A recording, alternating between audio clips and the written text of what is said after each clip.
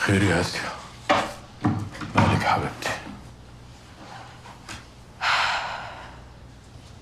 بابا أنا بطني هتبتدي تكبر الأيام اللي جاية ومش عارفة أعمل إيه. طب ما تكبر، ايه المشكلة يعني؟ طب وفهد؟ ماله فهد؟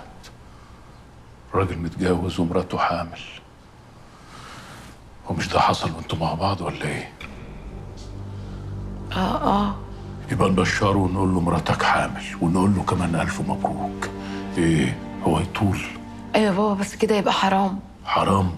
وانت بقى تعرفيه من امتى عشان يصعب عليكي كده؟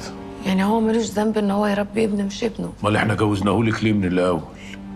هو مجيته هنا عارف هو هنا ليه؟ أيوة يا بابا، بس هو ما يعرفش إن أنا حامل. هيعرف، هنقول له مراتك حامل، ويا سعد ويا هناه هو يطول إن يبقوا ولاده أحفاد توفيق التمساح. فاهمة؟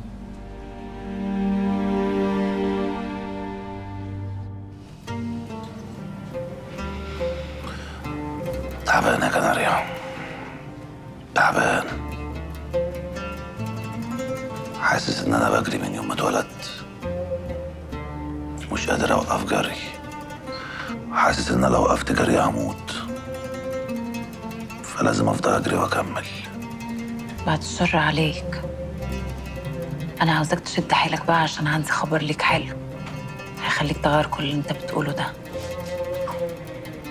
قولي.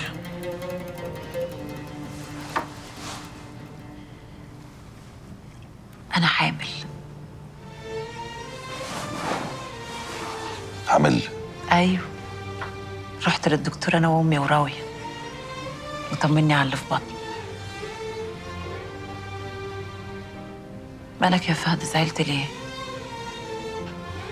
ده انا نبهت على راويه انها ما تجيبلكش سيره عشان اشوف الفرحه في عينك. لا ما زعلتش، حد يزعل من رزق ربنا بعتوله؟